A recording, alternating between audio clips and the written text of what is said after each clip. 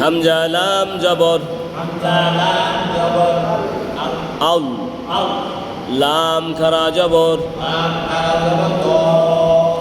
এক আলিফ আল্লাহ হা পেশ হু আল্লাহু লাম আলিফ জবর এক আলিফ উপর আছে ওটা দেওয়া হয় নাই উপরে চিকন চিহ্ন কয় আলিফ মদ লা হামজা জের ই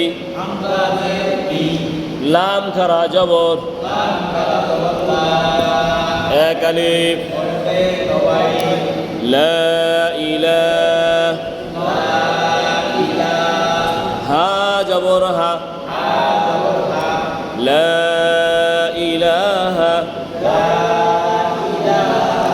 হামজা লাম জের ইল লাম আলিফ জবর এক আলিফ ইল্লা আল্লাহু লা ইলাহা ইল্লা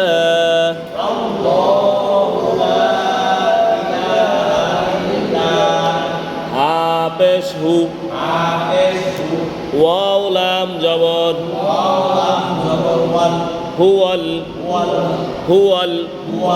হায়া জবর হাই হা হাই ইয়া লাম পেশ হাইয়ুল কফ ইয়া জবর কই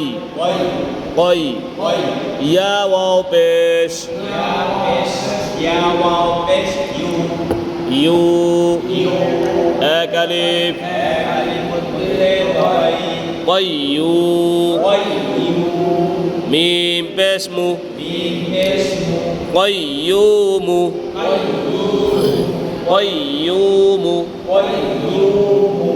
ওয়াকফ হইলে কি হবে হ্যাঁ কয়্যুম আয়াতের মধ্যে মধ্যেও যদি আমরা থামি ওই ক্ষেত্রে এরকম ওয়াকফ সিস্টেম করতে হবে, ঠিক আছে।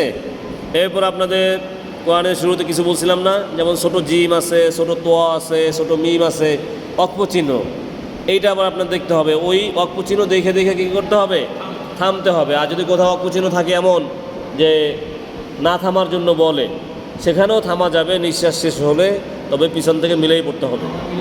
এটা হলো সিস্টেম, ঠিক আছে। আল্লাহু লা ইলাহা ইল্লা হুয়াল হাইয়ুল কাইয়্যুম। ঠিক আছে।